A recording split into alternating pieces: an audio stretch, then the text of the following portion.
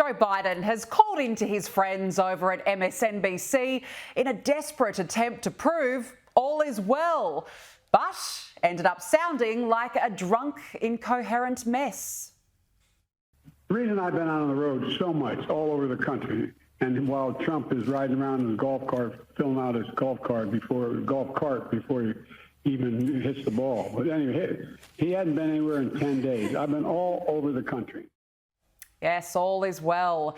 He then really went off the rails. Come on, give me a break. Come with me. Watch.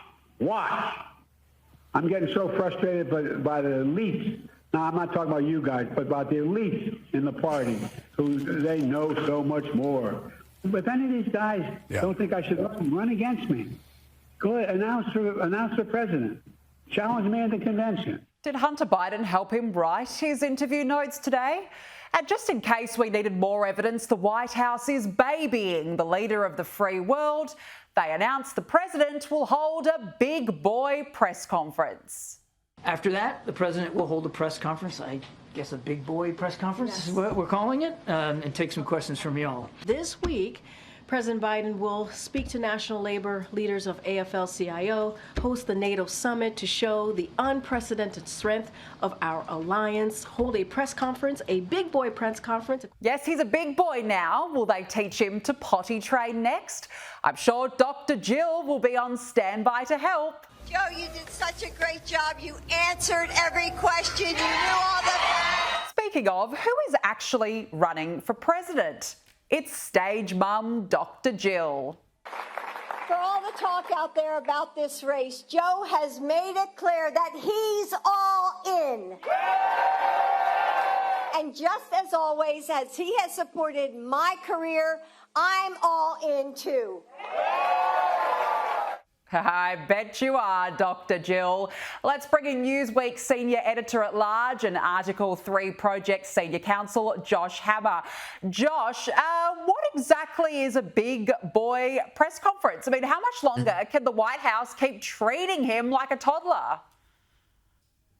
Yeah, your guess is as good as mine. I have no idea what a big boy press conference is supposed to be, but I'm happy that you played that clip of Dr. Jill Biden congratulating Joe Biden after the debate for actually answering every question. Look, what you're seeing is not just the infantilization of the American presidency. It's actually much worse than just infantilizing the purported leader of the free world. What you've seen now, Axios, some other American political outlets have started to report, you're now seeing the media cop up to and admit the fact that Biden's handlers, even inside the White House, for the past year and a half, 2 years at least, maybe even longer than that, have prevented information that the commander-in-chief ought to know from getting to him. He is not the one making the decisions here, and that ought to trouble every single person, not just in America, but frankly, all over the world. And it's just deeply ironic, even above that, because this is the Democratic Party. They're making a whole stink of the fact that Donald Trump allegedly represents a mortal threat to American democracy. They call themselves the party of democracy. I mean, don't look at the fact that they're prosecuting and trying to incarcerate the political opposition, but even holding that massive thing aside for a second, how is it democratic to not even know who was running the country? How is it democratic to now openly talk of trying to do a coup at the convention and topple the guy that your own primary voters just voted for? That would be the antithesis of democracy, at least as I understood. So there's more wrong here than I possibly could get to in our conversation, but these clips at a bare minimum ought to be deeply disturbing. Well, they are deeply disturbing. And, I've got to ask the question, who is actually running for president? Is it Joe or Jill? So I think that it's Lady Macbeth Jill Biden. I mean, Lady Mick Biden, I guess, if you will. I mean, she is the one who's calling the shots here. And, I've been speculating that for a while, that she really is the woman behind the curtain, so to speak. And now the media here in the United States seems to be picking up on that. I have no idea what she wants. I mean, look, Joe Biden has been in Washington, D.C. for a half century. He first got to the U.S. Senate in 1974. He's run for president 3 or 4 times. The first time was before I was even born, back in 1988. What more could you want? I mean, you've had the reins of power. And, even holding aside this Lady Macbeth just zeal for power, if you are a wife shouldn't you have some sense of humiliation and shame when your husband gets out there and just completely embarrasses himself in front of the entire world the way that he did on that CNN presidential debate? Even if Jill Biden is not an American patriot, and I have good reason for suspecting that she probably is not a staunch patriot, even if you're not, surely you care as a wife to your spouse, who the most recent reports show there might be Parkinson's disease, medical experts now coming into the White House. It's a mess. It's an absolute mess. But yes, Joe Biden is definitely not calling the shots. He's definitely not the one who's receiving the classified information every morning in the president's daily brief. He's not the one who's making the life or death decisions with the nuclear football. And again, as an American myself, I gravely fear for this country, and everyone around the world ought to care, because America obviously is still a superpower, at least nominally speaking.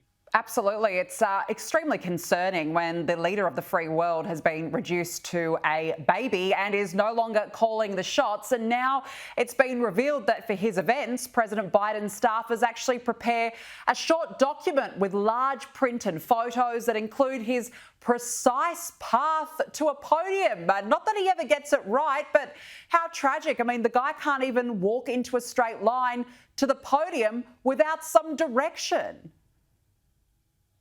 But here's the irony of all, okay? So Axios, I'm happy you flagged Axios. Axios is a liberal Google-funded outlet here that is in the tank for Democrats. And Axios, like many of the liberal corporate media here in America, has now gone all in over the past week and a half trying to shunt Biden aside. Axios, for the 2 years prior to that, 2.5 years, every single time one of us, like myself, had the temerity, had the chutzpah to get up there and say, oh, Joe Biden's not fully there. Have you seen his mental and physical decline? They would say, shut up, you deplorable right-wing MAGA kook. And they just said it over and over again. And now they're flipping on a switch, and they're basically just racing. The New York Times, CNN, USA Today, Axios, they're just racing to see who can be the first on any given day, NDNY, to produce the latest bombshell story. Sorry, media, it's only a bombshell to you because you deliberately buried your head in the sand trying to cover for your precious for the past few years. This was not a bombshell to any of us. We all saw this coming there. So the whole thing, again, it would be simply farcical if it were not so utterly dangerous. I mean, my number one thought when I was watching that CNN presidential debate, the thought I had over and over again was, oh my God, I mean, what conversations are they having right now in Beijing? I mean, you know that Xi Jinping is on the phone with the People's Liberation Army. They're probably saying, let's go invade Taiwan probably the day after tomorrow. So it would be merely pathetic if it weren't so actually dangerous. Spot on. And the White House is more concerned of whether or not the president can walk in a straight line to a podium. Meanwhile, there's actually big global issues out there that are completely being ignored. Now, a former Obama advisor, Van Jones, has suggested that Vice President Kamala Harris is effectively being positioned as the party's de facto nominee, regardless of President Joe Biden's official status in the race. I mean, talk about desperation. Kamala Harris has been one of the most unelectable people in Democrat history, and yet she's the de facto. Look, Kamala Harris is a bad politician. I mean, she did not win a single primary vote in the 2020 Democratic Party primary. She was out well before Iowa, which voted first that year in the caucuses. She was explicitly tapped to be the vice president solely for identity politics reasons. And, you know, if that's really the Democrats' best shot, then that says a lot about the current state of their party. But she really is the only viable alternative at this point to Joe Biden for multiple reasons. The one reason is what I just said, is that this is a party in 2022 that selected Ketanji Brown Jackson to be their new Supreme Court justice explicitly because she was a black woman. So the notion that they would somehow skip over Kamala Harris to go pick Gavin Newsom or Gretchen Whitmer or anyone who was not a specifically black or maybe Hispanic woman, the notion that they would do that is ludicrous. That's not who this party is. They are an intersectional identity politics worshiping cult to their core in the year 2024. But the second reason why it can't be anyone other than Kamala Harris is because in America, our campaign finance laws are somewhat complicated. But essentially, if you donate to the Biden-Harris campaign And right now that campaign has over $200 million sitting in its bank accounts. You can't just then transfer that money to a different entity. That money either sits there or it might go back to the donors, or maybe it goes to the DNC, the Democratic National Committee. Frankly, it's actually an open question as to whether that money would even stay there if Joe Biden drops out, because say it's Harris Whitmer or whatever, it's a different entity. So it's legally untested as it is, but if they want any chance of keeping that $200+ million, it would have to be Kamala. But again, the fact that this is the choice that Democrats are facing, I think says everything you need to know about the current state of their party.